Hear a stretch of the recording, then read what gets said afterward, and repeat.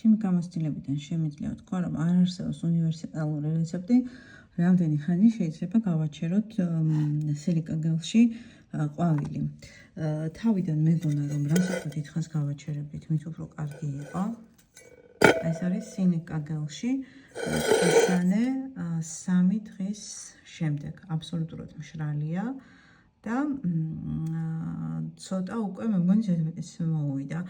ესე იგი მეგონა, რომ რასაც დიდხანს გავაჩერებდით, მით უფრო კარგი იყო ყვავილისთვის, მაგრამ ასე არ არის. როგორც ჩანს, სილიკაგელი ააგრძელებს მუდმივად პატარა ყვავილებიდან. აი ნახეთ, ეს რა კარგად არის, აი.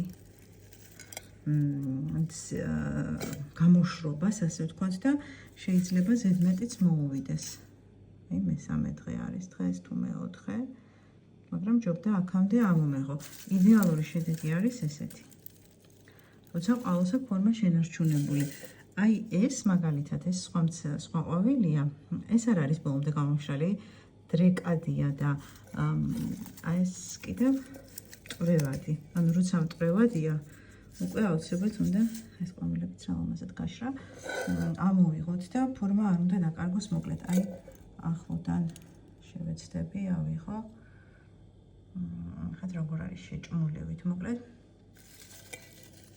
აი აქაც. ეხლა მე ვერ ვიტყვი, რომ ეს ახასიათებს თუ არა ყველა ტიპის სილიკაგელს. ეხლა ვატარებ ექსპერიმენტებს. ეს არის წვრილი შაქარივით სილიკაგელი, რაც მე გამოვცადე საქართველოში შეძენილი. უნდა გამოვცადოს სხვა სილიკაგელებიც, ეხლა ველოდები 2 კილოს. და ამის შემდეგ უფრო დაზუსტებით შევძლებ დასკვნების გამოტანას.